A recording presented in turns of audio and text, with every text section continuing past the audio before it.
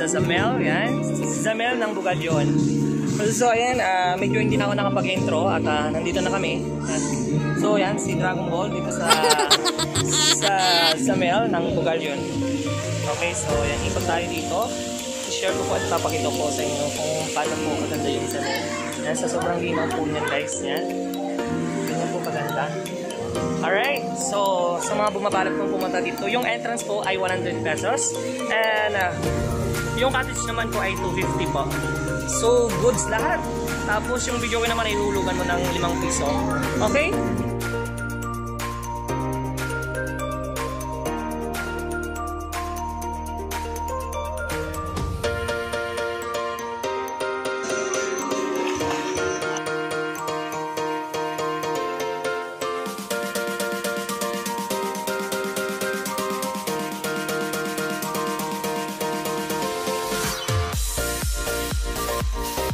Ayan guys, yung gusto pong magbalak po, pwede po yung mga bata dito. Yan.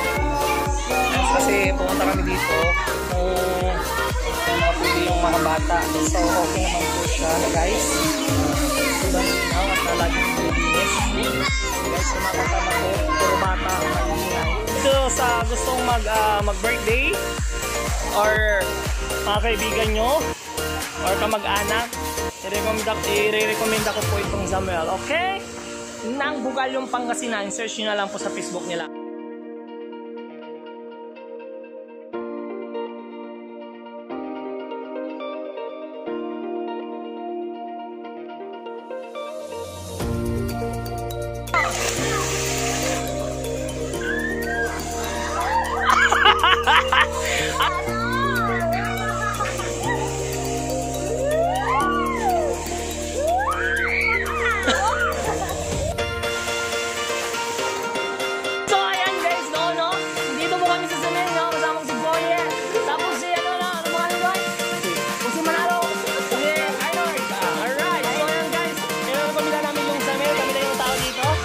Ang serve namin dahil kami lang yung mga tao dito ngayon, nakakaliwas din kami sa coronavirus. So, yung gusto pong pumunta dito, i-recommend ako namin yung Zamel na pinakamaganda. Yung entrance po is 100 pesos, and yung college naman is 250 pesos po.